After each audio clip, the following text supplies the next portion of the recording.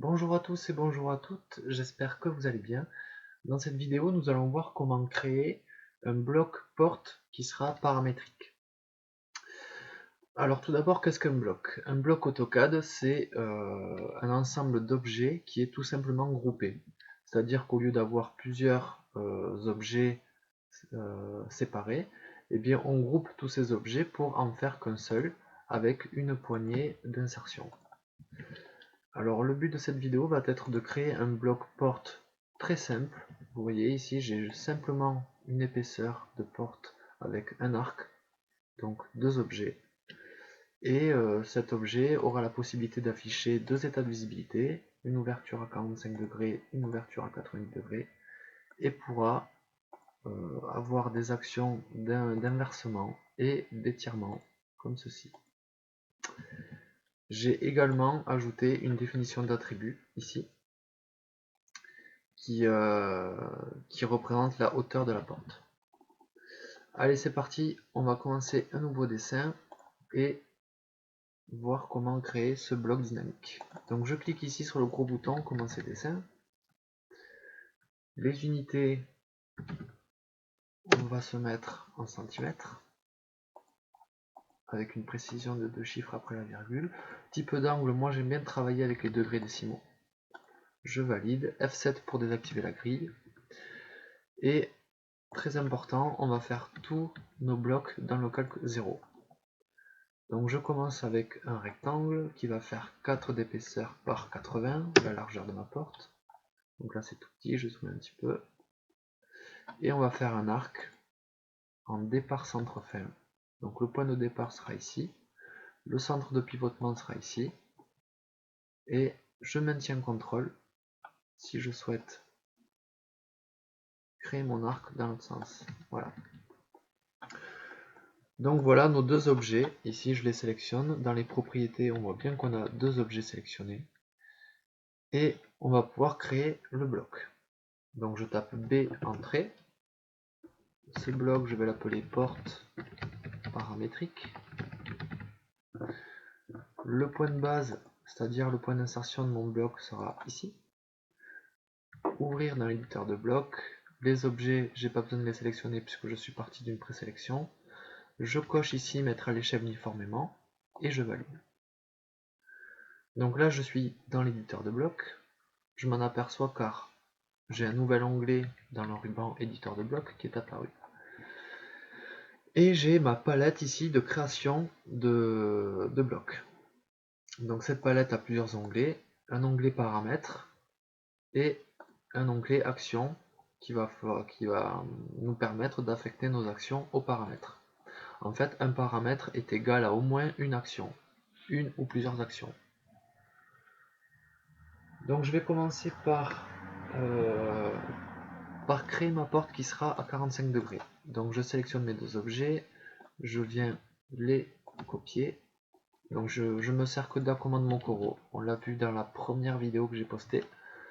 Donc je considère que c'est acquis. Je fais une rotation de moins 45 degrés de ce rectangle et je viens ajuster et je redéplace ceci ici. Voilà. Ensuite, je vais placer un paramètre linéaire qui sera d'ici à ici.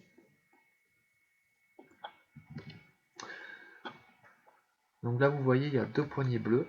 Moi, je n'ai pas besoin de deux poignées, j'ai besoin que d'une seule poignée. Donc je sélectionne mon paramètre et dans ses propriétés, tout à fait en bas, nombre de poignées, on vient lui spécifier une poignée.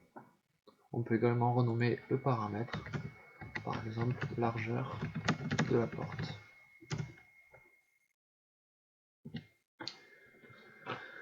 Ensuite, une fois que ça c'est fait, on peut placer notre paramètre de visibilité qui sera ici.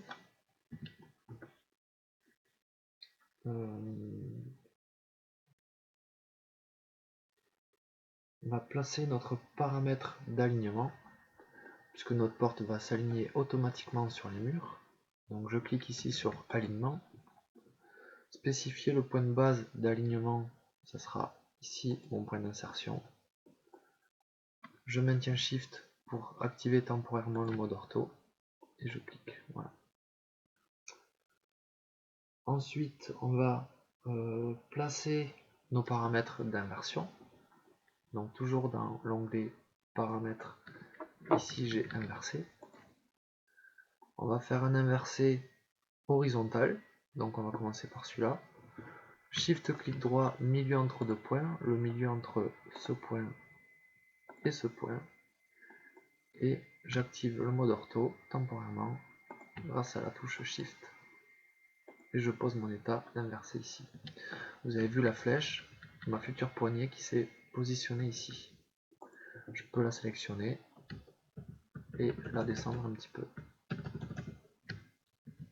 Voilà. Ensuite, je vais faire mon second état, mon second paramètre d'inversé. Toujours pareil, Shift clic droit. On va chercher le milieu entre deux points, le milieu entre ce point et ce point. Je maintiens Shift en pensée. Et on pose notre deuxième état d'inversion ici par exemple. La poignée s'est créée, elle est là. Je la sélectionne et je vais la remonter un petit peu. Je maintiens CTRL et avec les flèches directionnelles, je la déplace ici. Ok, donc là, on a tous nos paramètres qui sont créés. Et vous voyez, les paramètres ont un panneau jaune ici. Ça veut dire qu'ils n'ont aucune action pour l'instant. On a juste nos paramètres, mais il n'y a pas d'action. Donc on va créer les actions en allant dans l'onglet Action ici. Et on va commencer par l'action d'étirer. L'action étirée est ici. Je clique. Là, AutoCAD me demande de sélectionner le paramètre. Le paramètre est ici. Le point d'étirement, ça sera ici, cette poignée-là. Spécifier le premier coin du cadre de l'étirement. Je vais commencer avec celui-ci. Et les objets, ça sera ce rectangle. Je valide avec la touche Entrée. Donc là, on peut voir le paramètre qui s'est bien réalisé, puisque je n'ai plus le petit panneau jaune.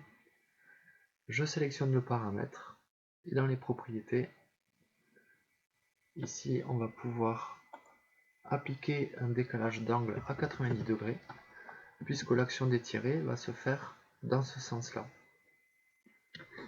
Ensuite, je vais faire la même chose, un étiré. Je sélectionne le paramètre, le point d'étirement, toujours pareil, et le coin du cadre, il sera ici. Et les objets, ça sera ce rectangle-là. Je valide, OK.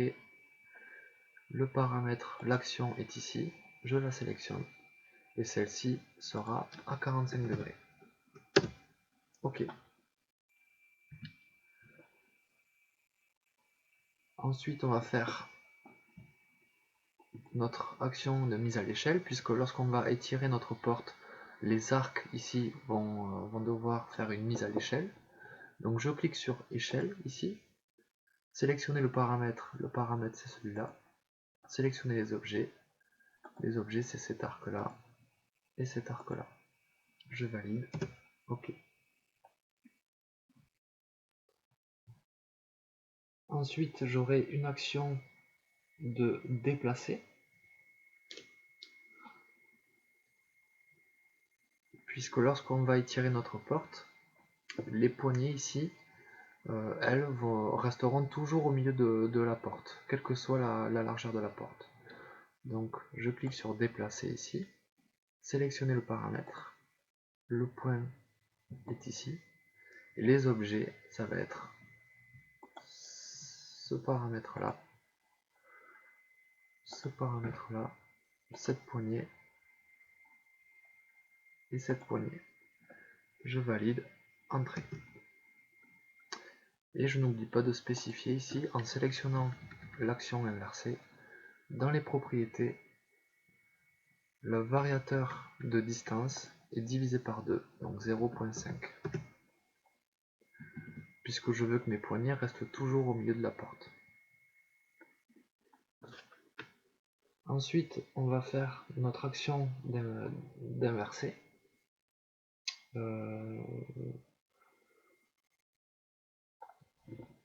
Donc je clique sur inverser ici, sélectionner le paramètre, on va commencer avec celui-ci,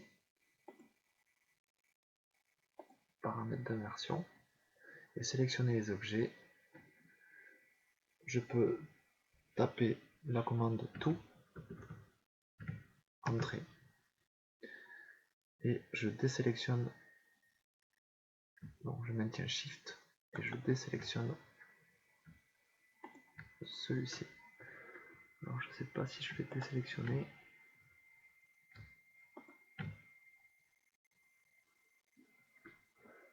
Alors échappe, je refais.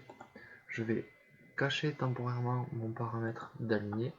Je le sélectionne, clic droit, isoler, masquer. Et je refais inverser le paramètre et les objets, tout, entrée. Et je désélectionne ce paramètre là. Ainsi que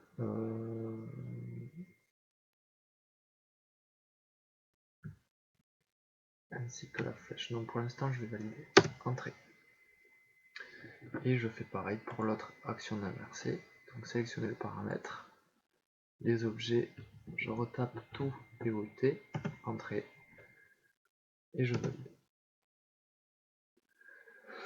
Ensuite on va créer nos états de visibilité. Donc dans l'onglet éditeur de blocs, dans le groupe de fonctions visibilité, ici on a nos états de visibilité, donc pour l'instant j'en ai qu'un, état de visibilité 0. Et pour pouvoir gérer nos états de visibilité, eh bien c'est ici, juste à côté, état de visibilité. Je clique dessus, celui-ci je vais le renommer, je vais l'appeler 90 degrés, et je vais en faire un nouveau, que je vais appeler 45 degrés. Et je laisse conserver la visibilité des objets existants dans le nouvel état. Ok. Donc j'ai bien créé mes deux états de visibilité ici. Je peux les retrouver ici.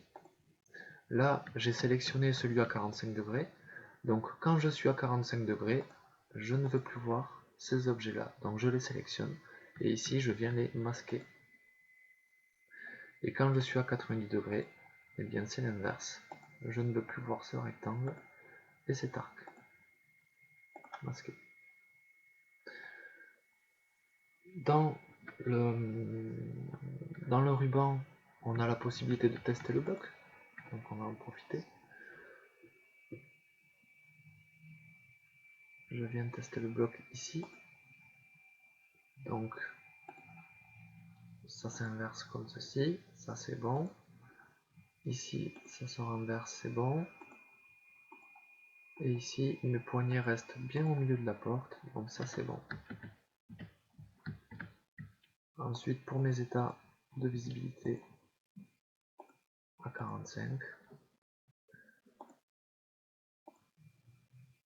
Tout fonctionne. Ma poignée se retourne. C'est parfait. Ok. Je peux fermer le testeur de bloc. Et maintenant, je vais rajouter ma définition d'attribut pour la hauteur de la porte. Donc ici, je clique sur définition d'attribut. L'étiquette sera hauteur. Hauteur de la porte. La justification, ça sera inférieur centre ou bas centre. Inférieur centre. Le style de texte en standard. La hauteur à 2,5. Je valide. OK. Et maintenant, je dois placer mon texte au milieu de la porte. Donc, Shift clic droit, milieu entre deux points. Le milieu entre ici, ici. Et j'ai une action de déplacer de cet attribut qui doit rester au milieu de la porte aussi. Donc ici, je vais sélectionner le paramètre de déplacer. Je vais faire un clic droit, jeu de sélection, nouveau jeu de sélection. Donc sélectionner les objets, j'ai bien le paramètre ici, ce paramètre là, les poignées et la définition d'attribut. Ok. On va tester le bloc. Donc ma définition d'attribut n'est pas synchronisée pour l'instant.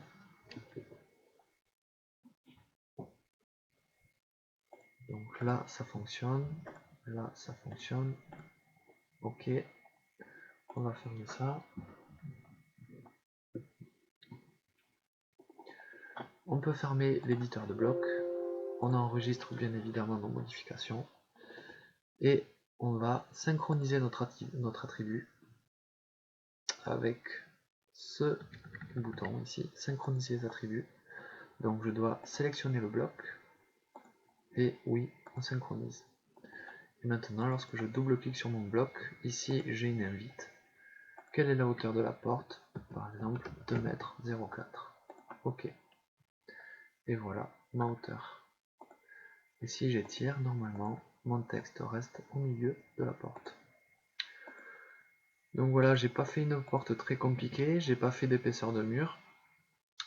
Mais déjà, c'est assez pratique pour comprendre comment fonctionnent les blocs dynamiques. Et sur ce, moi je vous dis à la prochaine. J'espère que cette vidéo vous aura plu. Si c'est le cas, n'hésitez pas à me le faire savoir en commentaire. Et à la prochaine. Ciao, ciao.